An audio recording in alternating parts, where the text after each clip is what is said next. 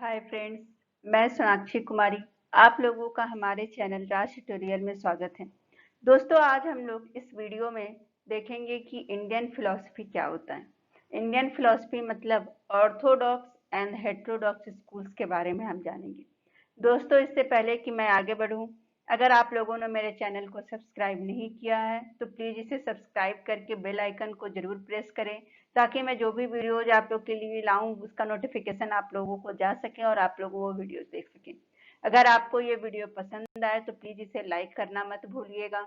और मेरा एक फेसबुक पेज भी है जिसका लिंक मैं नीचे डिस्क्रिप्शन बॉक्स में दी हुई हूँ, तो उस फेसबुक पेज पे भी जाके आप लोग उसे लाइक करें। क्योंकि अगर आप लोग चाहते हैं कि मैं आपके लिए कोई किसी पर्टिकुलर टॉपिक पे या फिर किसी और सब्जेक्ट्स के बारे में या फिर किसी और सब्जेक्ट्स क्लास के बारे में आप लोगों के लिए वीडियोज बनाऊं, तो आप लोग मेरे फेसबुक पेज पे जाकर मुझे मैसेज कर सकते हैं या फिर नीचे कमेंट बॉक्स में लिख के मुझे बता सकते हैं कि हाँ, मुझे इस टॉपिक को जानना है, तो मैं आपके लिए उस टॉपिक पे वीडियोज बना के डाल दूंगी।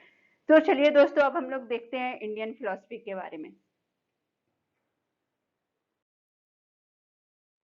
इंडियन फिलॉसफी को हम लोग हिंदू फिलॉसफी के नाम से भी जानते हैं। तो इंडियन फिलॉसफी को दो भागों में बांटा गया है। पहला तो है वो ऑर्थोडॉक्स और दूसरा है हेटेरोडॉक्स। ये दो स्कूल्स में बांटे गए हैं। ऑर्थोडॉक्स को हिंदी में हम लोग बोलते हैं आस्तिक और हेटेरोडॉक्स को हिंदी में बोलते हैं नास्तिक।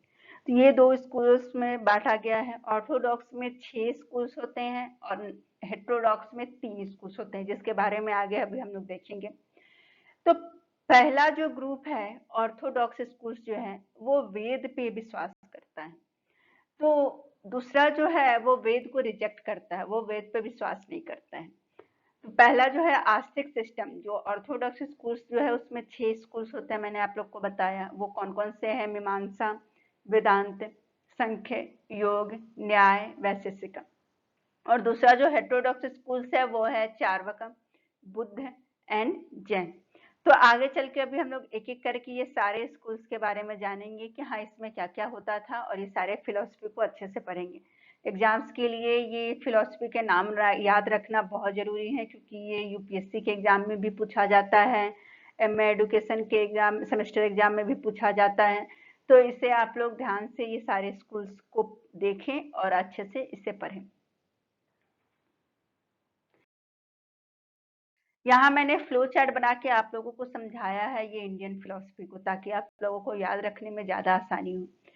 तो इंडियन फिलोसफी को दो भागों में बांटे, आस्तिक और नास्तिक। आस्तिक तो ऑर्थोडॉक्स बोलते हैं, नास्तिक को हेटेरोडॉक्स बोलते हैं। ऑर्थोडॉक्स में वेद को हम लोग एक्सेप्ट करते हैं, हेटेरोडॉक्स में वेद को रिजेक्ट करते हैं। जिसमें और वेद को एक्सेप्ट करते हैं ऑर्थोडॉक्स में, उसमें भी दो तरह के होते हैं।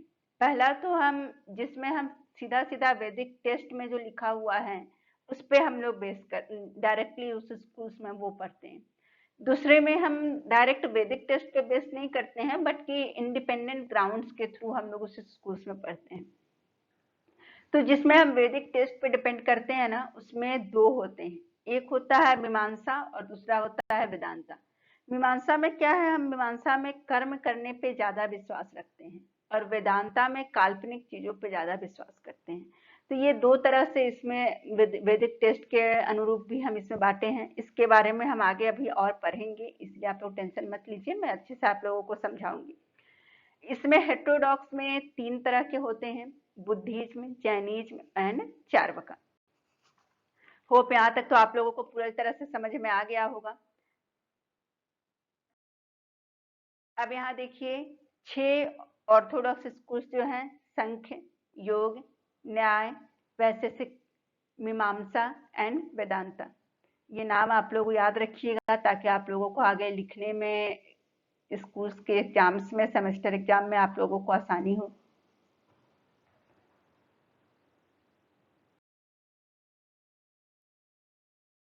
अब देखिए, संख्य फिलॉसफी क्या होता है। संख्य फिलॉसफी जो है ना, ये एक तरह से हमारे संस्कृत का वर्ड जो है संख्या, उससे ये आया हुआ है। संख्या का मतलब तो आप लोग सभी जानते होंगे, उसका मतलब होता है नंबर। ये जो फिलॉसफी है दोस्तों ना, ये सबसे ओल्डेस्ट फिलॉसफी है। इसको लाया गया था महर्षि कपिलक के द्वारा, और इसका मतलब होता है, संख्य का मतलब नॉलेज या नंबर। संख्य में सबसे ज्यादा जोर दिया जाता है कि नॉलेज यानी कि ज्ञान जो हम प्राप्त करते हैं, यानी ज्ञान जो प्राप्त किया जाता है वो कंसंट्रेशन से, खुद के कंसंट्रेशन से या मेडिटेशन से। इसमें बिलीव होता है कि ये डुअलिस्टिक नहीं है, डुअलिस्टिक है, मोनिस्टिक नहीं है, सॉरी। तो संख्य में हम बिलीव करते हैं कि ये डुअलिस्टिक है, मोनिस्टिक नहीं है। डुअलिस्टिक क्यों है? क्योंकि इसमें दो एंटिटीज होते हैं, पहला पुरुष एंड दूसरा प्रकृति। पुरुष मतलब कि स्पिरिट और प्रकृति मतलब नेचर। पुरुष और प्रकृति के थ्रू हम इस फिलॉसफी में नॉलेज गेन करते हैं। अब है नेक्स्ट हम देखेंगे योग फिलॉसफी। योग फिलॉसफी में इसको हम लोग बोलते हैं कि ये प्रेजेंट करता है method of physical and mental discipline, यानी कि शारीरिक और मानसिक अनुशासन के मेथड को इसमें बताए जाते हैं। इसके फाउंडर है पतंजलि, वो अभी भी आप लोग जानते होंगे। बाबा रामदेव के द्वारा हमें बहुत सारे योग सिखाए जाते हैं। तो योग में जो है, इसमें ये जरूरी नहीं कि हम भगवान पे भरोसा करें। भगवान पे भरोसा करना इसमें पूरी तरह से जरूरी नहीं है कि अगर आपको भगवान पे भरोसा है तभी आप योग सीख सकते हैं, वरना नहीं सीख सकते हैं। लेकिन अगर आपको भरोसा है, भगवान पे विश्वास है, तो इनिशियल स्टेज में जो मेंटल कंसंट्रेशन होता है या फिर माइंड को जो हम कंट्रोल करते हैं, उसमें हमें सहायता मिलती है। योग में प्रेजेंट करता है कि practical path of realisation of self, खुद को रियलाइज करने की प्रैक्टिकल पाथ दिखाए जाते हैं। जबकि संख्य फिलॉसफी में हमें बताया जाता है कि कैसे मेडिटेशन और खुद के कंसंट्रेशन से हम नॉलेज गेन कर पाते हैं। तो होप यहाँ तक आप लोगों को अच्छी तरह से समझ में आ गया होगा। अब हम आगे देखेंगे न्याय फिलॉसफी के बारे में। इसमें जब तक कुछ के रीजन या एक्सपीरियंस ना हो तो ये फिलॉसफी उस चीज को एक्सेप्ट नहीं करता है। इट मीन्स, अगर ये एक तरह से साइंटिफिक अप्रोच भी है कि अगर किसी चीज को एक्सेप्ट करना है तो उसमें रीजन और एक्सपीरियंस होना जरूरी है। इस फिलॉसफी के फाउंडर थे गौतम, और उन्होंने कहा था कि वर्ल्ड जो है वो रियल है और ये मोनिस्ट व्यू को फॉलो नहीं करता है। तो न्याय फिलॉसफी में हम जाने कि वर्ल्ड, दुनिया जो है वो रियल है और फिलॉसफी मोनिस्ट व्यू को फॉलो नहीं करता है। फिलॉसफी जो है वो रियलाइज करता है बहुत सारे प्रमाण पर, that is means of obtaining true knowledge as its epistemology. प्रधान प्रमाण या फिर principle of obtaining knowledge is प्रत्यक्ष प्रमाण, यानी कि नॉलेज को जो है इसमें हम 5 सेंस से ऑब्टेन करते हैं। तो ये भी आप लोगों को समझ में आ गया होगा न्याय फिलॉसफी। अब हम आगे देखेंगे वैशेषिक फिलॉसफी। तो इस क्लासिकल इंडियन फिलॉसफी, वैशेषिक जो है वो पुराने जमाने के यानी कि एंशिएंट टाइम्स का एक फिजिक्स कहा जाता था। It propounded the atomic theory, इसमें जो है एटॉमिक थ्योरी हमें बताया जाता है, और इसके फाउंडर जो थे वो कन्नड़ थे। तो इस फिलॉसफी का ऑब्जेक्टिव जो है, मतलब इसका कहने का मतलब है कि ये फिलॉसफी जो है वो रियलिस्टिक है और ऑब्जेक्टिव है यूनिवर्स का। बेसिस जो है वो realistic and objective philosophy of the universe. एक समय में बेसिस को न्याय फिलॉसफी का ही एक पार्ट माना जाता था, क्योंकि फिजिक्स जो है वो साइंस का एक पार्ट होता है। इसी तरह से न्याय का एक पार्ट हुआ वैशेषिक फिलॉसफी। तो ये भी आप लोगों को समझ में आ गया होगा। अब हम आगे देखेंगे मीमांसा फिलॉसफी। मीमांसा का मतलब होता है to analyse and understand theory, मतलब किसी चीज को एनालाइज करना और उसे पूरी तरह से समझना। मीमांसा को हम लोग पूर्व मीमांसा भी पहले कहा जाता था। अब हम उसको ब्रीफली में सिर्फ मीमांसा भी कहते हैं तो वो चलता है, लेकिन पहले इसे पूर्व मीमांसा भी कहा जाता था। पूर्व मीमांसा एग्जामिन करता है कि वेद की पढ़ाई जो है वो कर्म कांड रिचुअल्स में हो, यानी कि इसको हम एक तरह से कर्म मीमांसा सिस्टम भी कहा जाता है। और पूर्व मीमांसा जो है वो एम्फेसाइज करता है परफॉर्मेंस ऑफ यज्ञ। अगर आपको आध्यात्मिक बनना है, अगर उसकी वर्डली बेनिफिट लेनी है किसी चीज की, तो आपको यज्ञ करना जरूरी होता है। तो ये चीज हमें बताया जाता था मीमांसा फिलॉसफी में। अब हम आगे देखेंगे वेदांत फिलॉसफी। वेदांत फिलॉसफी कहता है कि वर्ल्ड जो है, ये संसार जो है वो अनरियल है, मीन्स ये संसार माया है। वेदांत एक मोनिस्टिक है, मतलब कि अगर हम दूसरे भाषा में कहें तो इसमें कहा जाता था कि दुनिया में एक ही सच्चाई है, वो है ब्राह्मण। मतलब दुनिया में ब्राह्मण ही एक रियलिटी है। ये ब्रह्म ज्ञान पे ज्यादा जोर डालते थे, इसलिए वेद के उपनिषद पाठ पे ये निर्भर करता था। और इसकी जो रूट है वो है संख्य फिलॉसफी में। तो वेदांत फिलॉसफी में क्या होता था, इसमें हम लोग ब्रह्म ज्ञान के बारे पे ज्यादा जोर देते थे, और वेद का जो उपनिषद पाठ था उसके पे हम निर्भर करके हम लोग इस फिलॉसफी को पढ़ते थे।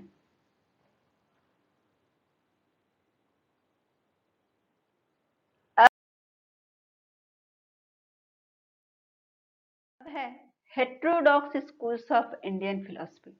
मतलब अभी तक तो हम लोग 6 ऑर्थोडॉक्स स्कूल्स के बारे में पढ़ चुके हैं। अब हम यहाँ देखेंगे हेट्रोडॉक्स स्कूल्स क्या होता है। तो हेट्रोडॉक्स स्कूल्स पहले ही मैंने आप लोगों को बताया है कि वो 3 तरह के होते हैं। एक है चार्वाक, दूसरा है बुद्धिस्ट, और तीसरा है जैनिज्म। यानी कि चार्वाक फिलॉसफी, बुद्धिस्ट फिलॉसफी और जैनिज्म फिलॉसफी के बारे में हम आगे देखेंगे। अभी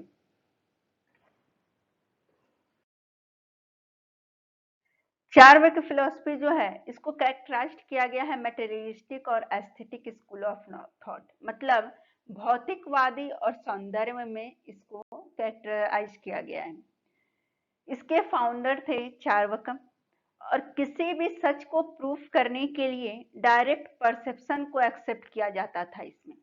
इसमें ये देखा जाता था कि हाँ, अगर किसी श्योर तरीके से किसी चीज को प्रूफ करना है, ट्रुथ को, सच्चाई को, तो हम लोग डायरेक्ट उसका परसेप्शन लेते थे। इसमें जॉयफुल लिविंग में ज्यादा जोर दिया जाता था। चार्वाक सबसे पहले 7th सेंचुरी में फिलोसोफर पुरंदरा के द्वारा लाया गया था, और 8th सेंचुरी में कमलशिला और हरिबंद्र के द्वारा लाया गया था। उसके पहले भी चार्वाक थे 5th सेंचुरी में, वो किसी के द्वारा लाए गए थे, लेकिन लेटेस्ट 7th और 8th सेंचुरी में इन फिलोसफर के द्वारा चार्वाक के फिलोसफी आगे जो है उसको रिकॉर्ड किया गया था।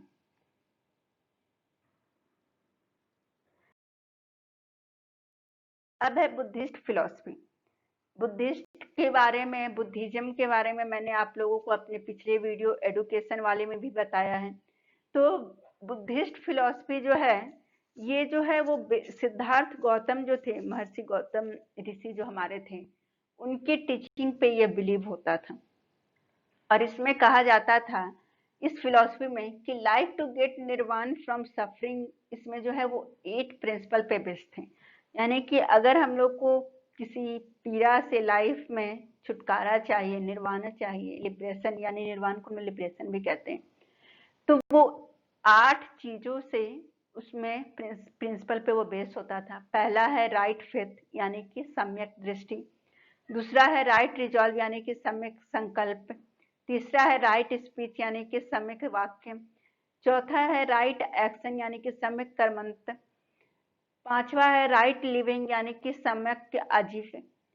छठा है राइट थॉट, यानी कि सम्यक स्मृति। फिर है 7th है राइट कंसंट्रेशन, यानी कि सम्यक समाधि। और 8th है राइट एफर्ट, यानी कि सम्यक व्यायाम है। तो इन 8 प्रिंसिपल के द्वारा हम लोग को बुद्धिस्ट फिलॉसफी में किसी पीड़ा से कैसे छुटकारा पाना है, इस प्रिंसिपल पे बेस करके हम निर्वाण यानी कि लिबरेशन कर सकते थे। अब हम आगे देखेंगे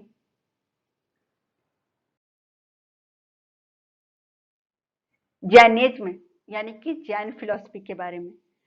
ये ऑलरेडी एग्जिस्टेंस में था, लेकिन 6th सेंचुरी में ये लाया गया था, रिवाइव किया गया था महावीर के द्वारा, और 24th सेंचुरी में जैन तीर्थंकरा के द्वारा इसे रिवाइव किया गया है।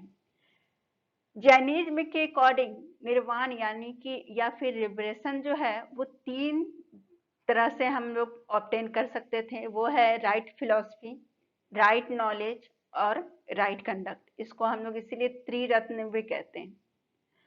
अब है राइट कंडक्ट में 5 चीज हमें बताए जाते थे।